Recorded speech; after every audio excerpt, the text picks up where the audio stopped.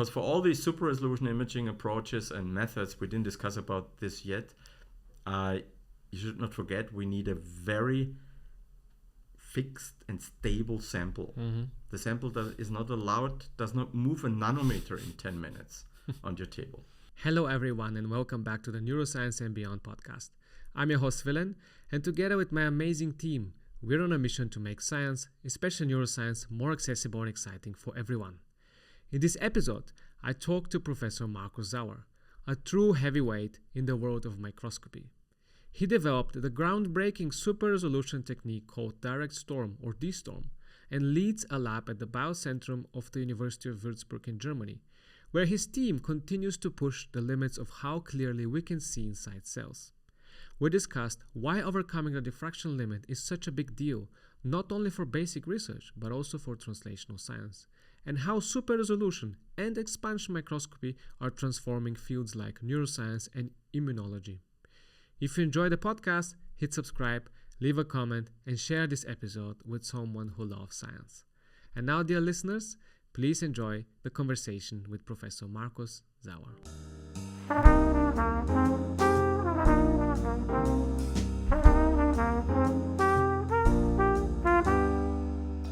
Hello guys, today I have the pleasure to have on our podcast Professor Markus Sauer, who is attending now our 10th anniversary expansion meeting in Göttingen, and we were kind of sneaky and invited him to our podcast, and he agreed to come here and share his story and his research.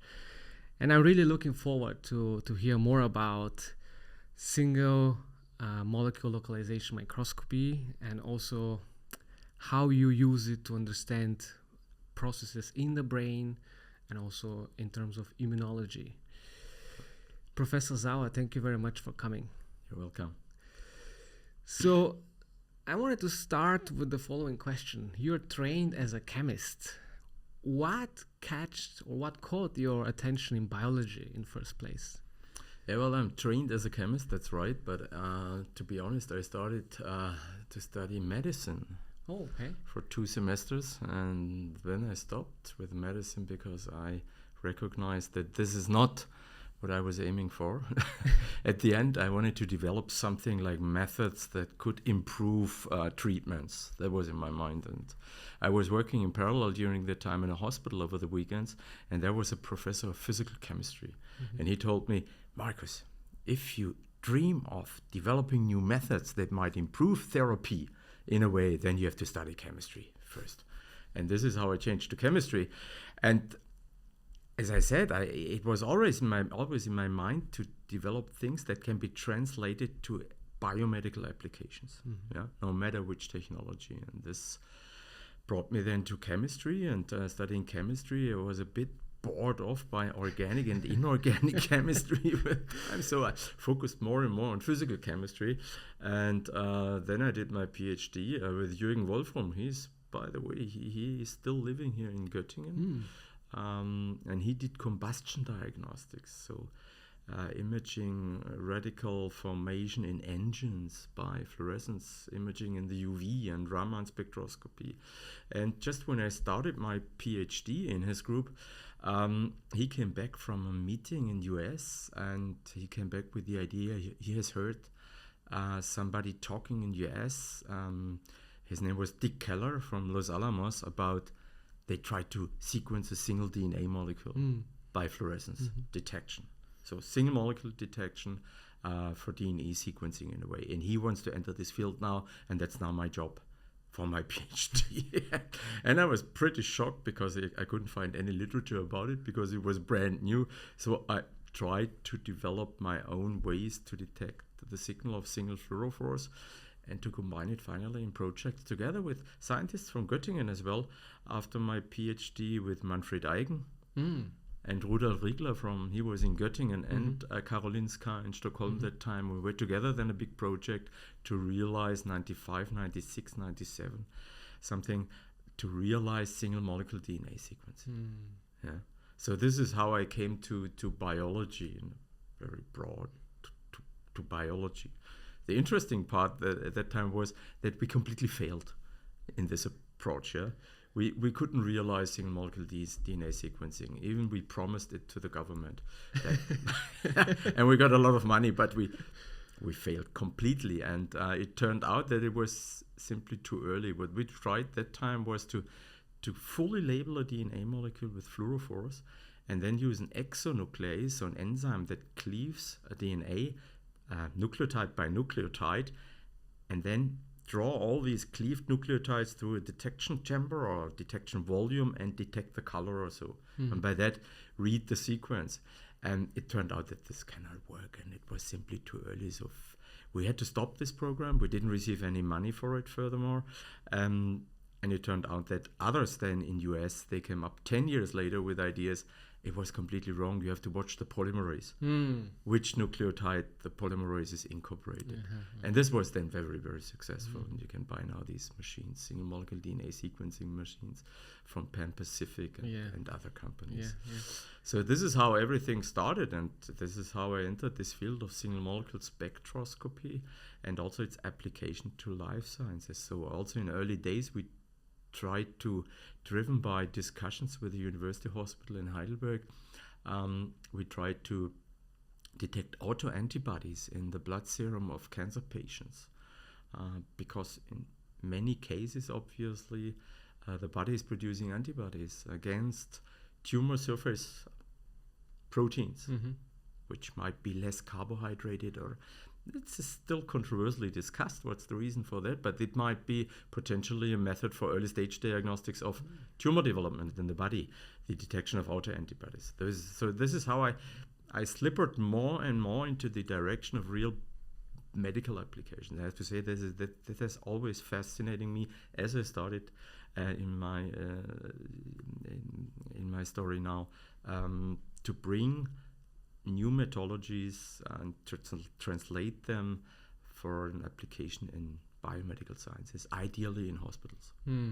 Very interesting story, actually. Los Alamos is very well known place for physicists, right? Right? For other reasons, I was not aware they were also working on biological. They had one biological department, had it by Dick Keller at the time. There were other people like Pat Ambrose, Roger Goodwin, not Roger Goodwin, he was Max Planck director. Peter Goodwin was there, and they were really at the forefront of room temperature single molecule fluorescence detection. In flowing streams, they tried to do that in flowing streams. And I visited Los Alamos 3 or 4 times. You drive into the mountains, you think you drive at the end of the nowhere, basically. And then you end up in a small city, Los Alamos, and with military restricted areas everywhere, but they also had this life science department where they tried to do single molecule DNA sequencing. That's fascinating. Very interesting. Yeah, very fascinating. And other people you interviewed here, Jörg Enderlein, for example, he was their postdoc actually. Yes, we talked about it. Exactly. We talked about it. Okay. It was interesting. I met him there as well. Yes. In his case, because he was in kind of Soviet Union, doing his some study, and then he went to the States, like complete opposite. Which was very interesting in his case. But definitely, it's incredible that also they picked up on life sciences and started doing something. So. Single molecules, right? This is something very, very, very small. As we know, maybe you can elaborate on that, there's the so-called diffraction limit, which actually does not allow us to look single molecules in a way. Can you maybe tell us what the diffraction limit is and how can we overcome? Before we go to your technology, no, it's all good. It's all good. But actually, it's not the diffraction limit that's the problem in the detection of single molecule fluorescence. It's rather the background. And there is background from. Molecules are dissolved in water or in whatever. And so these background molecules. You have millions of water molecules in a femtoliter or picoliter. A detection volume, a very tiny detection volume, and they produce Raman scattering. And this occurs partially in the same wavelength range as the fluorescence of the fluorophore. And this is the problem in single molecule detection, rather this. And therefore, confocal single molecule fluorescence detection, as introduced by Rudolf Riegler at the time, there was the way to to do single molecule fluorescence then with high signal to background ratios, just to minimize the detection volume.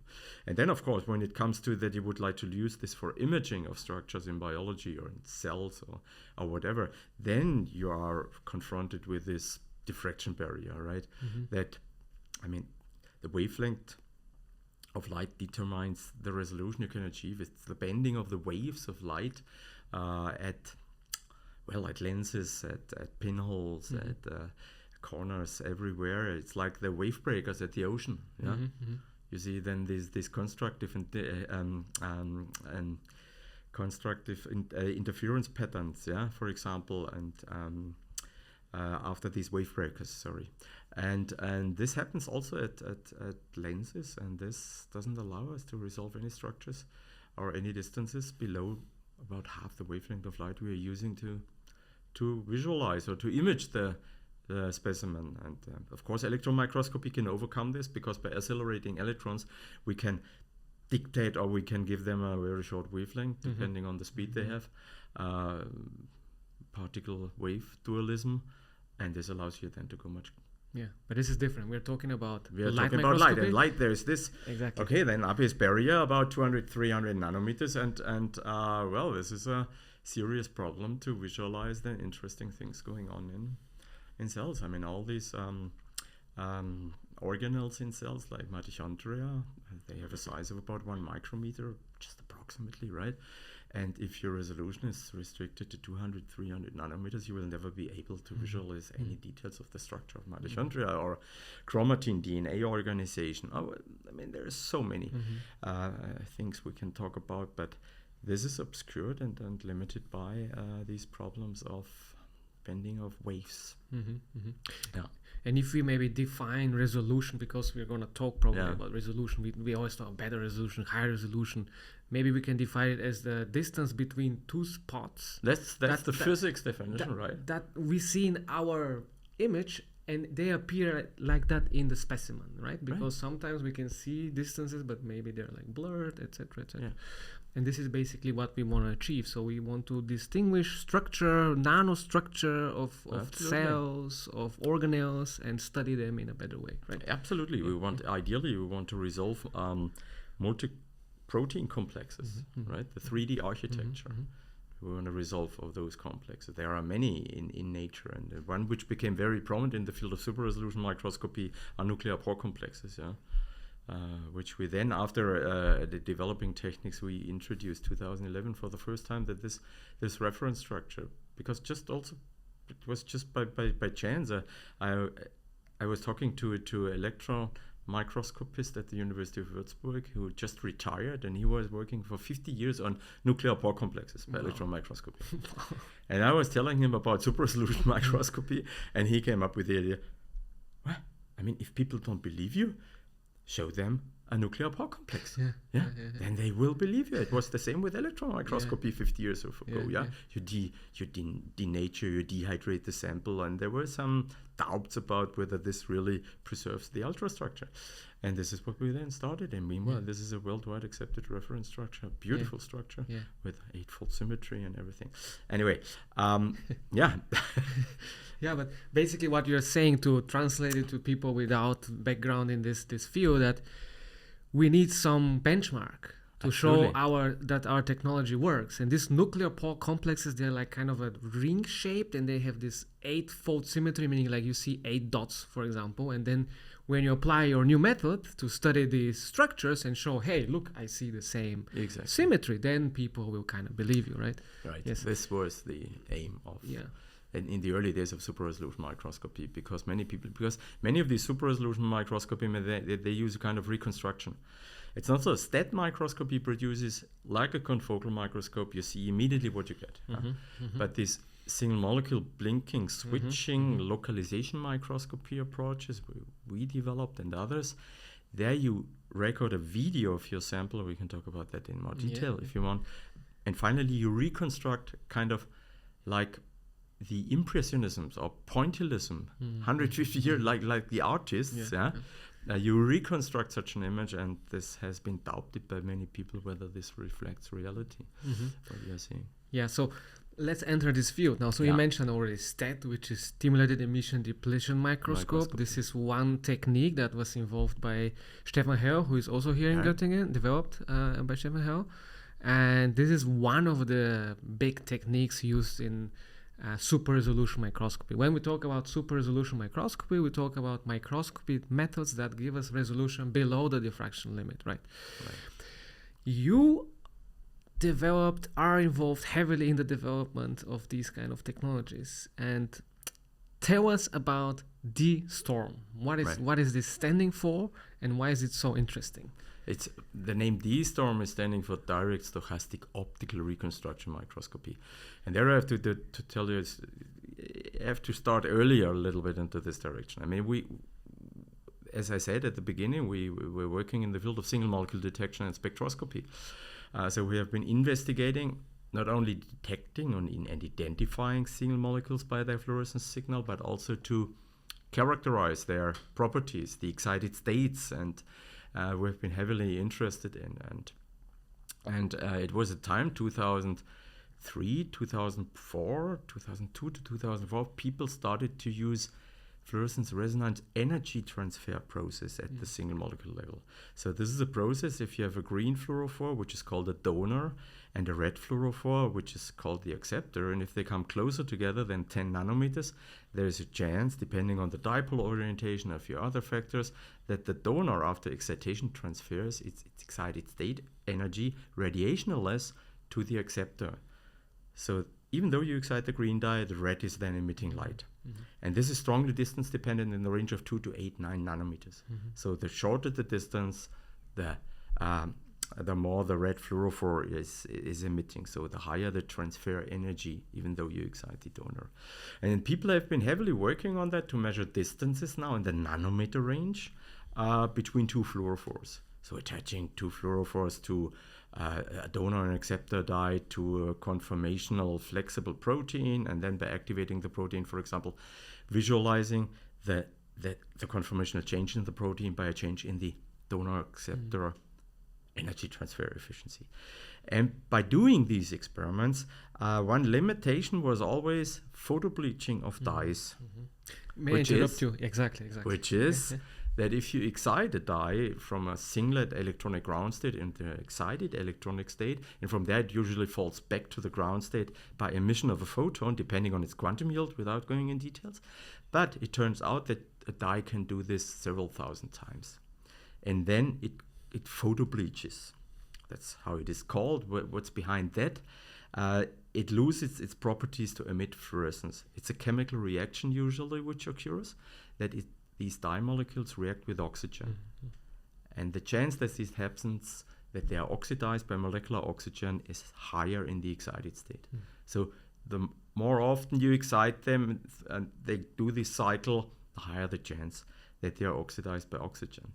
And they produce itself, this process produces itself reactive oxygen species. That's another topic, yeah. These excited dye molecules, they can enter, usually they are in singlet states with antiparallel spins, but they can enter states that are called triplet states with parallel spins.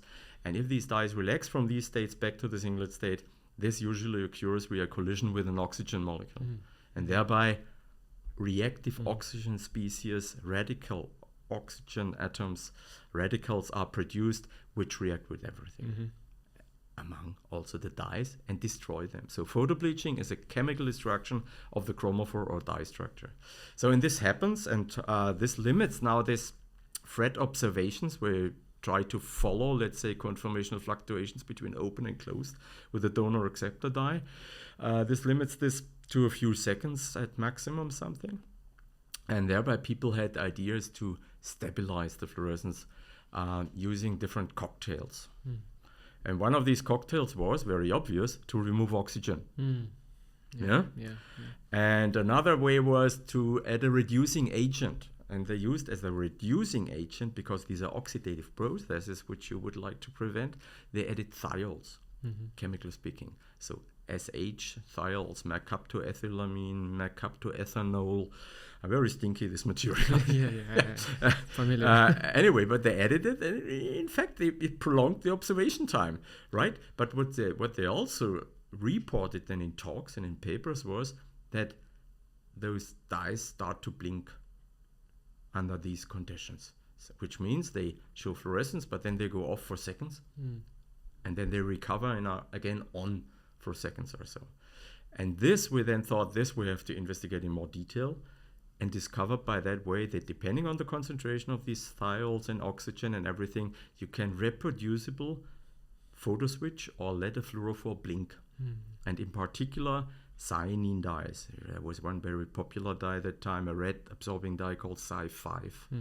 And this could be repeatedly switched on and off for 10 to 100 cycles under these conditions by light in the presence of these thiol reducing buffers. And this was then published. We investigated this in Bielefeld at that time. I was a physics professor in Bielefeld at that time for 7 years, a professor for laser physics and laser spectroscopy. And simultaneously in Harvard, the group of Xiaowei Zhuang, she also, obviously, just by chance at the same time, they investigated these mechanisms as well. And then we two published papers which appeared in the same week, ours in JACS, and their paper in PRL in the same week. And both papers showed that you can switch Cy5 fluorophores by means of light and this reducing photo switching buffer. The only difference between the two manuscripts was in the PRL paper of Harvard, they claimed that there is a donor dye required in order to switch the red Cy5 dye.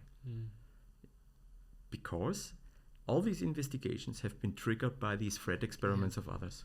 So they just adopted this system and investigated the system, donor acceptor. And this is why they published then donor acceptor switches, in a way. We were more interested in the photophysics of just the red dye, which shows the switching. So we investigated just the red dye, and we could show you do not need the donor. And Howard came a year later then with the dSTORM concept for localization super-resolution microscopy, stochastic optical reconstruction microscopy, based on this PRL paper, 2006, then in Nature Methods. And labeling antibodies, therefore, with a donor and acceptor dye, and then labeling cellular structures or whatever with this antibody, and then adding this photo switching buffer with thiols and irradiate, and then reconstruct a super resolved image. And it worked perfectly. Wonderful images. But I mean, we were a bit frustrated reading this paper, seeing that this is an entry barrier for people because nobody is selling you antibodies labeled with a donor and acceptor dye. You have to do it yourself. And we published with you a year ago before that the donor dye is not required. So we immediately, I didn't want to enter the super resolution microscopy field. But triggered by this publication then from Harvard, I thought, come on, that's much easier. You can remove this entry barrier. Everybody can do it, And so we showed that it works just with Cy5 labeled antibodies as well, without the donor. And then in order to we didn't want to steal anything from Harvard, we just added the D and called it, said that's fair, then let's call it direct dSTORM, because we do not need the donor dye. And it turned out that this is now meanwhile the most used, I think, localization microscopy method on Earth, because it's straightforward. You buy your labeled antibodies, and we could show that this works also for other dyes, for green, blue dyes. Always the same buffer. You have to a little bit to adjust the pH or the buffer concentration of the thiols, but in principle it's applicable to many different classes of dyes. And this was the beginning. So what you are doing there is, and which allows you then to bypass this diffraction barrier. I don't think that we break the diffraction barrier. This was, many people said at the beginning of super resolution microscopy, we break the diffraction barrier. I think the diffraction barrier still exists. It's a physical equation. It well describes imaging. Everything is correct, but you have to find clever and tricky, smart ways to bypass this. And one way to bypass this is to control the emission of single fluorophores. So imagine you have two fluorophores separated by, let's say, 100 nanometers only. If they emit simultaneously, the point spread functions, so the signals of them on your camera, they will completely overlap. And this has been described by Abe. This is the diffraction barrier then. By no means you can say anything about the positions of the underlying fluorophores because their signals overlap. They are blurred. Yeah. But now if you imagine that you can switch one of the two fluorophores into a non-fluorescent state, and then you record just the emission of one, still the signal is blurred. But now it's like this allows you then, if you know that this signal comes from a single fluorophore, you can fit the center of mass of this signal mathematically. Just say, where's the peak of this signal? Like a mountain, where's the peak of Zugspitze or whatever we're talking. Yeah, and this is the easiest way to do that is by approximating these point-spread functions by a Gaussian function, which is not exact, but it gives you the center of mass quite precisely. And then imagine now you localize, and this is called localization. So you localize the position of one of these fluorophores, and then let's assume you can turn off the fluorescence of this fluorophore and turn on the fluorescence of the other fluorophore. And then you do exactly the same. And then you would see that the two crosses you made, the two localizations, are separated by 100 nanometers. Because then it's allowed. So temporal separation of the fluorescence emission of individual fluorophores paves the way for super-resolution microscopy. It's not that far away from stat microscopy and the other principles, where you use a donut shape to determine which fluorophores are allowed to emit spontaneously and not, and so on. But this is a stochastic approach. Yeah, and this thiol buffer allows you now to just add it to a sample that is labeled with these fluorophores, and then depending on the concentration and the irradiation intensity of your laser you're using, you start this photo switching, this blinking switching processes of these fluorophores. The only thing then you have to ensure that the number of fluorophores that reside in an on state, so that they show fluorescence, is at any time of the experiment very low. So that the distance between these fluorescent fluorophores that are in the on state is larger than the diffraction barrier. Because only then you are allowed to fit the center of mass or to approximate this and localize these positions. And if you do that, and if you record now a video and they start blinking off, on, and you always localize in each of these images the position of all the fluorophores that are actually in their on state, you can finally overlay all these localizations and reconstruct an artificial image, but it reflects as these reference structures we already talked demonstrate the ground truth. So it's realistic what you are reconstructing. And this is how we entered this field and called it dSTORM at the end, and then it became rapidly very prominent around the globe because everybody could use it immediately. Fix cells, label them whatever you're interested in with antibodies that are commercially available, already Cy5 labeled, add this photo switching buffer, and use a wide field microscope, which is nothing very special, right? And a sensitive camera, and these algorithms to do this fitting and reconstruction, they are open source or open access. We published software, others published software. So this limited this entry barrier, and everybody could use it at the time. That's just awesome. You know, we as a part of the grads program, we have to sometimes, give some lectures to the entry students, like on microscopy, and always I get so many questions on STORM, and I have never used it. I of course read the papers and everything, but now when I have question, please look this from the source. Explanation within 10 minutes.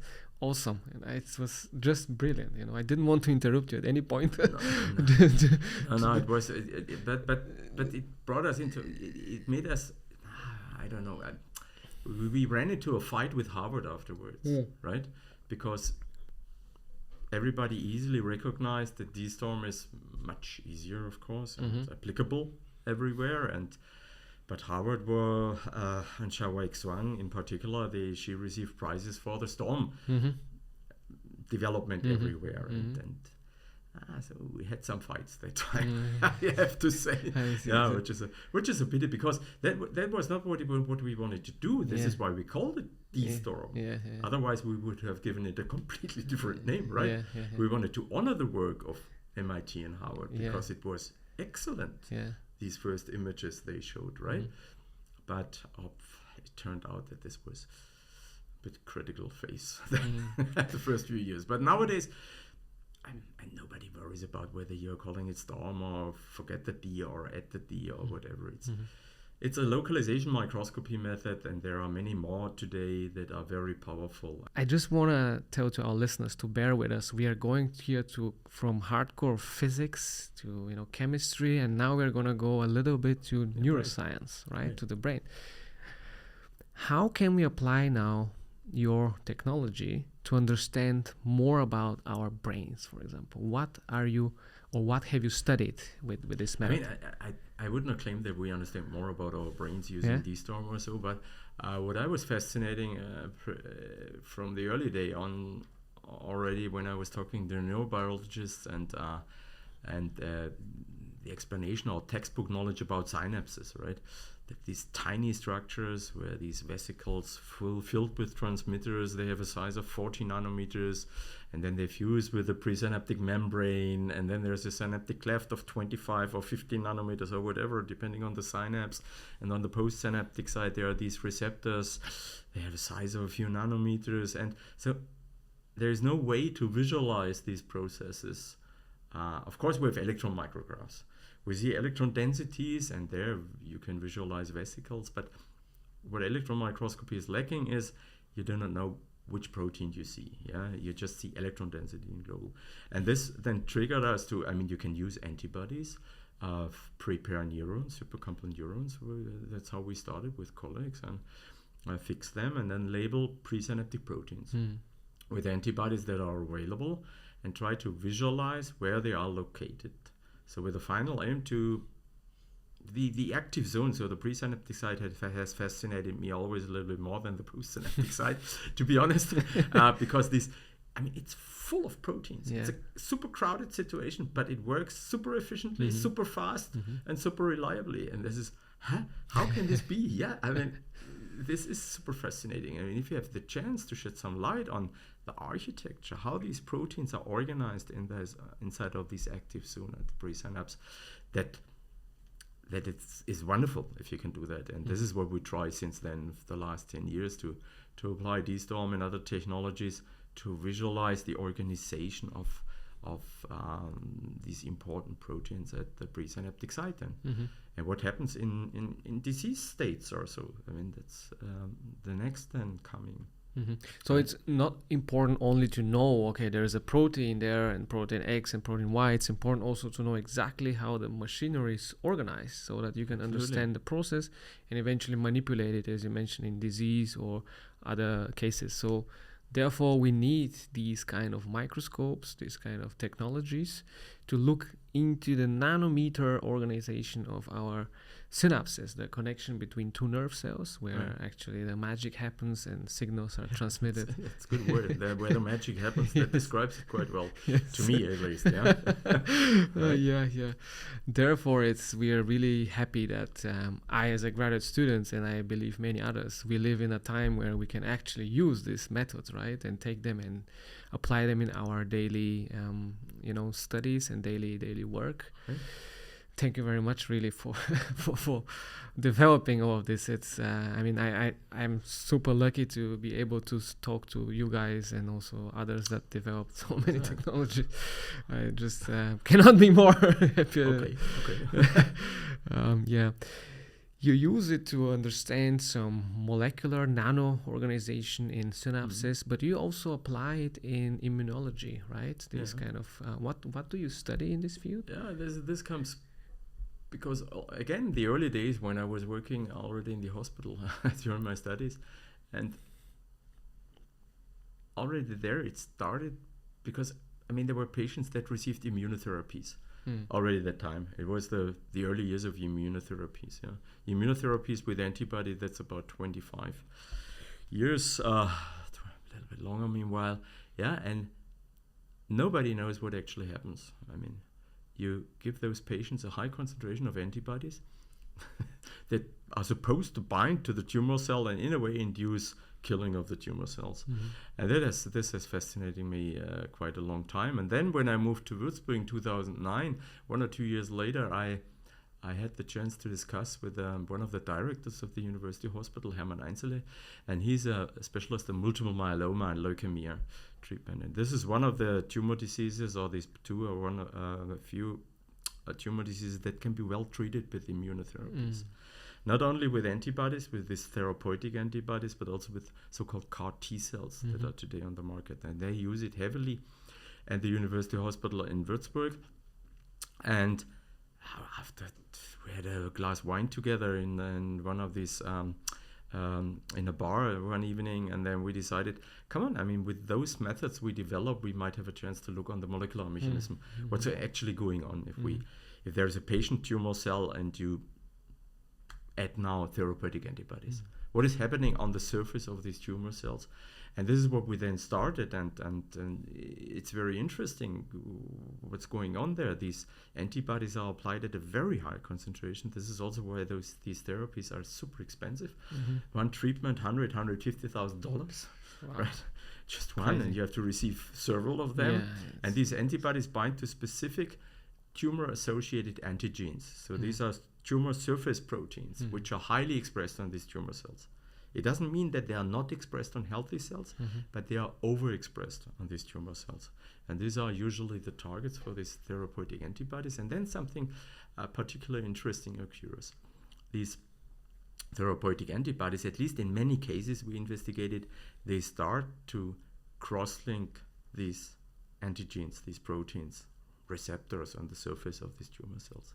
So they form antibody receptor platforms on the surface. So an antibody has two binding motifs, so it can bind and cross-link those antigens on the surface and form conglomerates, aggregates on the surface. Into the solution, then, you have nanodomains of Fc fragments of antibodies. So an antibody has a Fc fragment, that's called the crystallizable fragment, and two Fab fragments. These are the two fragments that recognize the epitopes, so bind. And on the other side, there's the Fc fragment sticking out. You can imagine it as a Y. It's a Y, exactly. And the Fc is the bottom, and the Fab fragments are the... And by concatenating and cross-linking and forming these nanodomains, there's a local high concentration of these Fc fragments then. And this is recognized, for example, by natural killer cells, by T cells, but also by the complement system. We have a complex protein cocktail in our blood serum, that consists of many proteins, and one of the first proteins that's important there and is binding to Fc fragments is so-called complement binding system C1q, called this protein. It's a hexaheaded molecule, and each of these six heads of this molecule has only a weak binding affinity for Fc. But if there are aggregates of Fc fragments, because the antibody induces cross-linking and forms these platforms with a local high concentration of Fc fragments, this is recognized by these six-headed molecules, and they bind, and then they start a cascade of processes, and finally this cell is killed.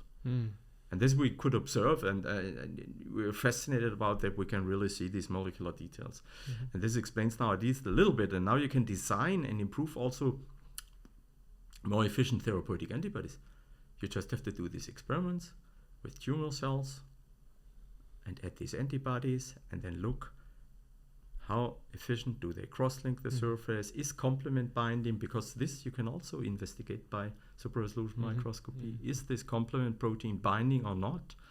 And this, hopefully, it's meanwhile we are getting more and more contacts to industrial pharmaceutical partners that are interested in investigating their therapeutic antibodies at the molecular level by super-resolution microscopy, because I mean it's a super lucrative market, I would say, and it helps, of course, to fight cancer in a way. And this is what I'm personally very interested in. As I said, from the beginning on, I was interested in to translate and use these technologies in a way advantageously, finally, in humans, in hospitals, clinical applications, ideally. And this is what is driving me since then. It's remarkable that you start with a problem that has nothing to do with all of these applications. You just studied some molecules somewhere and how they bind and transfer electrons or whatever. But then at the end, the goal is totally different. And then you can just the whole process of how science actually works is fascinating to me personally. Very good. Yeah, it is as it is, yeah.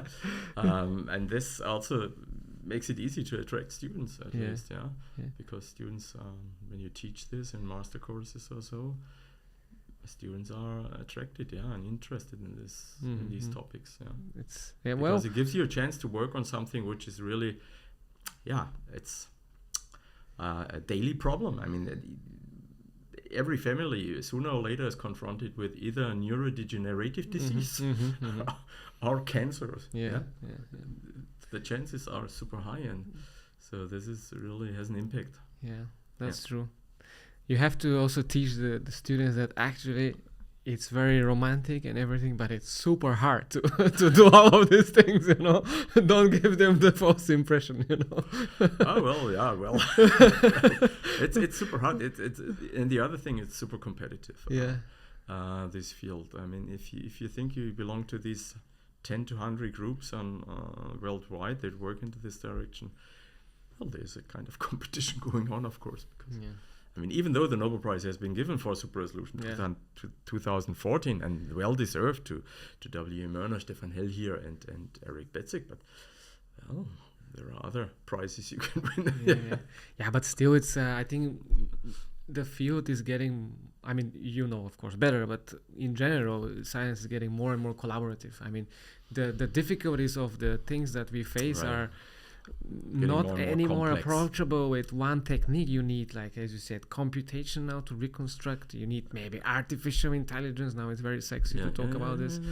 You have specialists in biology, in the medical side, and if you want to address this big without these questions, collaborative projects, you can forget about it. Actually, it's not. I mean, you need these clinicians to get access to all these patient samples and all this material.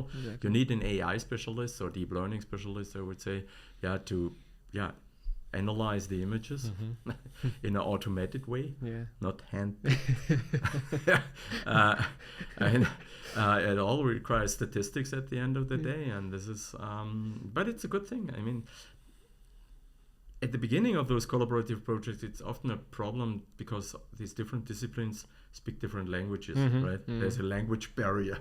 If you talk to a clinician as a physicist or biophysicist, it takes a while until you understand each other, what you actually mean.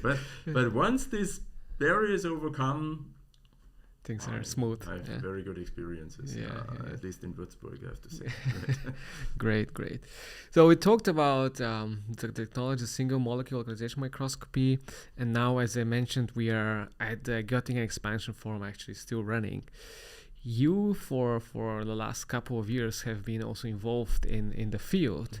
Maybe tell us about what we want to see or study using or applying expansion microscopy, and maybe just for the people who have no idea what this is, 2-3 sentences.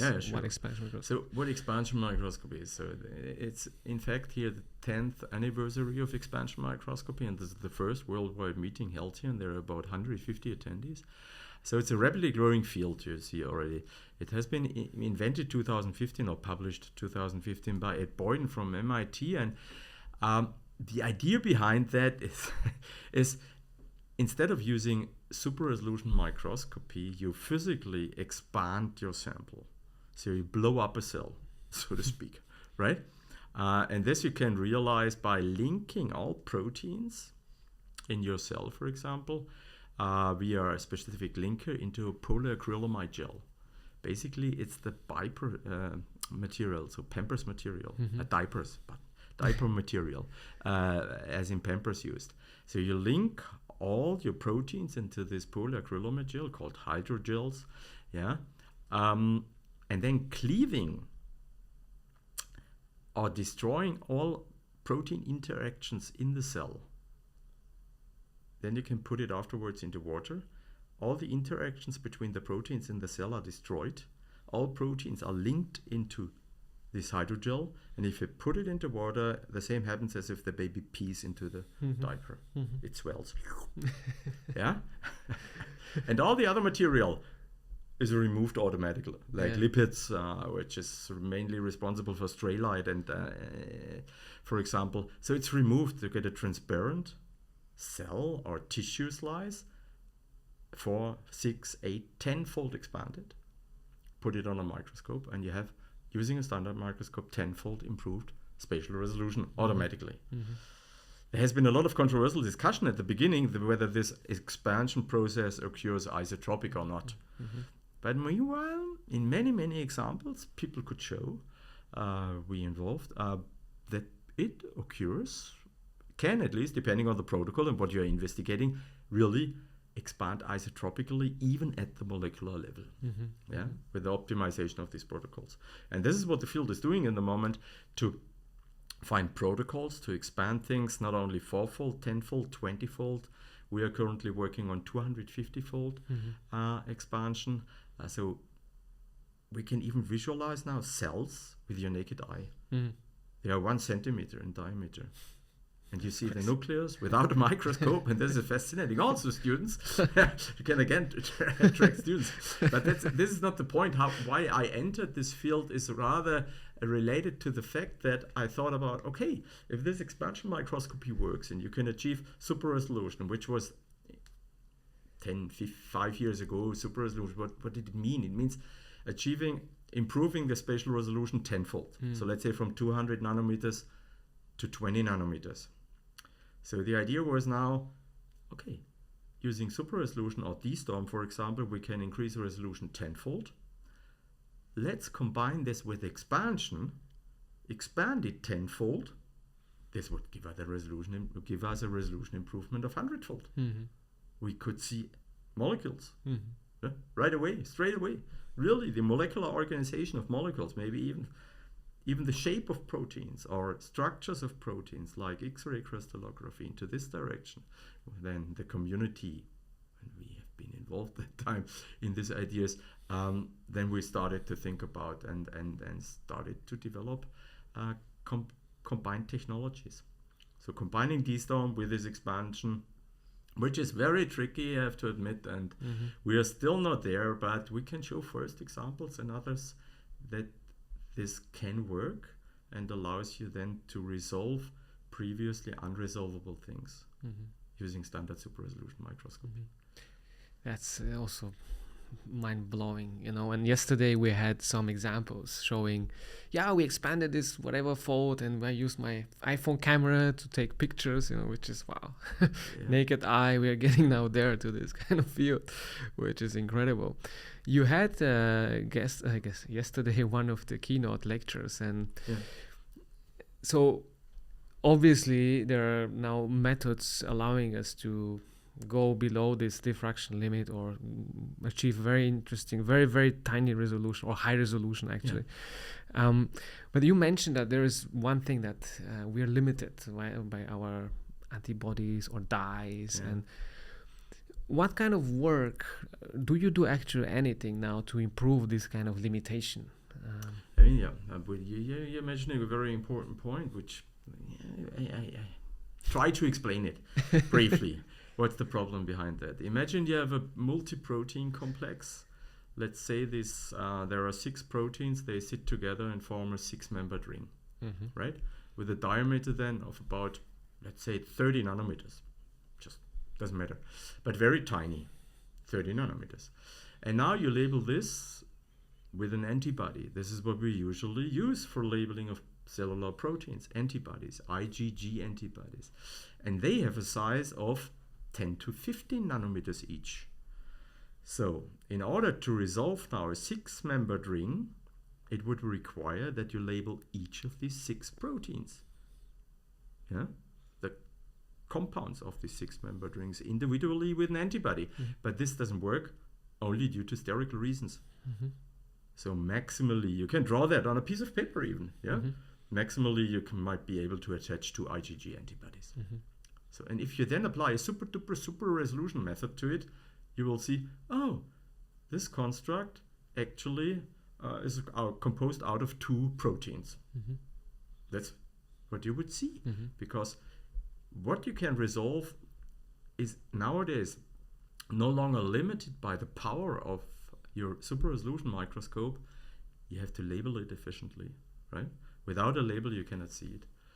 And this is the trick using expansion microscopy now, that you do the following. You first expand these proteins. You do not destroy the proteins completely during this process. You just destroy the interprotein interactions so that you can expand the proteins. And then you have larger distances between the 6-membered ring, 30 nanometer proteins. Let's say you have 300 nanometers in ring diameter then, and this allows you then to attach and bind or to label each of these 6 monomers with an IgG antibody.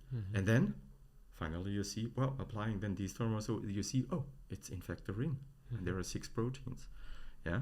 So this is, I think, a very clever and method in the moment to shed light on the composition, on the architecture of multi-protein complexes in cells, which has been impossible before due to this expansion process. Right?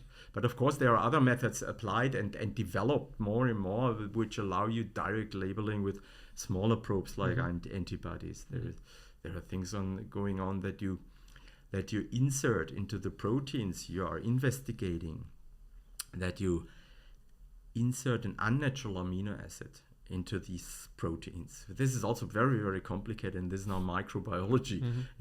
We would have to change fields now, but it's possible today due to enzyme machinery copied from specific bacteria. Use those enzymes. They allow you to incorporate so-called unnatural amino acids into your protein sequence. And these unnatural amino acids you can functionalize with a functional group that can be afterwards directly coupled with a fluorophore. So you can attach a fluorophore then at this well specified selectively there at this position, and this then allows you also, if this 6-membered ring is then recomposed, or it builds in the membrane or wherever in the cell, you can attach 6 fluorophores directly to the 6 monomers and resolve it. This is the other way to go, right? But this took a while to really recognize and accept that this is a major problem with super resolution microscopy. Yes. By pushing further and further the spatial resolution, you should not forget that labeling is the key. Those proteins that are not labeled, you cannot visualize. Yes. And also, in principle, with this type of labeling, you always see the fluorophore. You don't see the protein actually, right? With the antibody or the nanobody or whatever. Of course, now you have this other method with the bacteria. By the way, do you know if this can be applied to sugars also, not only proteins? Sugar labeling and lipid labeling is a bit more complicated.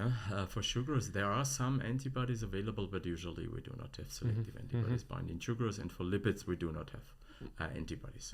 I mean about this bacterial. But there are other ways to label lipids and to label sugars, which is so-called metabolic labeling. Yes. So what you chemistry do, it's a chemical approach. So you feed the cell chemically modified functionalized sugars. Those sugars you would like to investigate, or those lipids, you feed the cell with these lipids and sugars that carry a small functional group, and usually those lipids and sugars are metabolically incorporated into the cell production machinery and equipment and everything, and finally they are replacing natural lipids and carbohydrates on the surface of the cells, and then you can couple a dye to these functional groups, and this way visualize the distribution of carbohydrates on the surface or the lipids, and it's always associated with the problem that you cannot. It's difficult to fix carbohydrates and in particularly lipids. Because for all these super resolution imaging approaches and methods, we didn't discuss about this yet.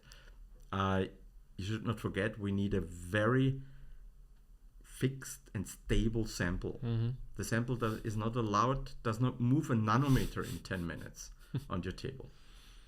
It's easy to imagine. If you achieve a resolution of 1 nanometer in imaging, your sample should be stable on a nanometer scale, right? Otherwise you run into problems. Of course, there is drift control and drift correction software and everything, but it's certainly a problem. And therefore you fix, what is fixation? You chemically cross-link all molecules in a cell. So they're stuck together then, and then this is called fixation. And this allows you then that they are stable and do not move anymore during imaging. And whether this preserves the ultrastructure can also be controversially discussed, right? I mean, the higher the resolution gets we have, the more we have to discuss about labeling, fixation, drift, and so on. The ideal technique would, of course, be at the end of the day to do live cell supersonic microscopy, but this contradicts a little bit each other. Well, you have some, but this has limited resolution. Limited resolution, and also it's very harmful for the cell actually. And there are some software or like sim where you can do some, but it's still, the resolution is nothing below 20 nanometers, I guess. It's totally different field. And fixation, this is another topic that is quite extensively discussed also during the forum. And very important to preserve not only the sample but also the labeling, because in expansion, for example, very often this kind of fluorophores, they are dissolved or diluted or whatever, and then you lose the signal, which you actually want every photon to your photon budget, right, to get the right reconstruction of whatever you have to detect a certain amount of photons in order to be able to detect the signal, at least. A single photon can be background. I mean, just a single photon. This is undiscernible for photons, whether it stems from a fluorophore or from the background, or whether it's a scattered photon. So you need a few hundreds of photons ideally from each fluorophore to be detected on your camera. This is now we are luckily again to live in the time where you have super sensitive detectors, right, which can capture several photons. In the past, I guess, was not the case. We already had 95 first detectors, so-called avalanche photodiodes. They were like point detectors. But they had a quantum efficiency of already 80% or 90%. But this was revolutionizing the whole field. Without these cameras, it would have been impossible to start this whole endeavor of detecting a single fluorophore. It's incredible how everything, develops at kind of the same collapse, and then you start a new field. You have to be at the right time. Exactly. It's, when I interviewed quite a few people now, scientists, and sometimes we talked about what triggered, how come that you are now professor, and then, I was lucky to be there at this time and work on this project, and somebody just was interested, and that was it, right? I can only give the same answer. I mean, in my case, it was maybe relatively easy because, first of all, I was working in the single molecule fluorescence field, I was among the first people doing that on a worldwide. So then it's easy to publish papers, always at the beginning, right? You can publish every month, you can submit a paper, it's going to be accepted, right? After 2 or 3 years, it changes and getting more complicated, right? And then the super resolution microscopy field, and finally the expansion microscopy field. So it was, for me, I cannot complain. For me, it was quite easy to find then the jobs. But it's, of course, not always a trivial task. No, not at all. Career development and it's not straightforward, I have to say. We can touch upon in a minute in our second part. We are approaching now 1 hour, so I'd like to wrap up with a final question maybe. How do you see the field of microscopy or single SMLM? Because I was asking myself, okay, where do we go? We're talking about angstrom resolution now. Where do you want to go? Like, do we have to improve, as you say, the fixation, the labeling method, or I was thinking about, for example, in live cell imaging, do we need faster cameras to actually capture the individual moments of interaction between molecules? What do you think will be the next kind of big thing in this field? I think, first of all, we have to further optimize labeling, that we efficiently label each protein or each peptide or amino acid. In order to resolve a structure of a protein, you would have ideally to label each amino acid of the protein, right? And then, of course, the final goal, or the ultimate goal, is to find methods to do this on living organisms, right? I don't see in the moment that we're going there in the next few years, but there are, in my mind and in other colleagues' minds, different ideas in the moment, and we will see which idea can be successfully translated to reality. But I think we have to leave the terrain of we localize something. So we say we detect here a spot and there a spot, and the distance is something. We have to, in a way, retrieve or obtain the information about the spatial arrangement, not by detecting positions, but maybe by detecting, in a way, analyze the signals those fluorophores emit that tell you something about the underlying ground truth, where they are, how many there are, and there are ways. Bit complicated still, a bit complicated, but many people think about it. To be honest, this will be the future. I mean, this would be fascinating. And of course, to apply those technologies really to clinically relevant applications.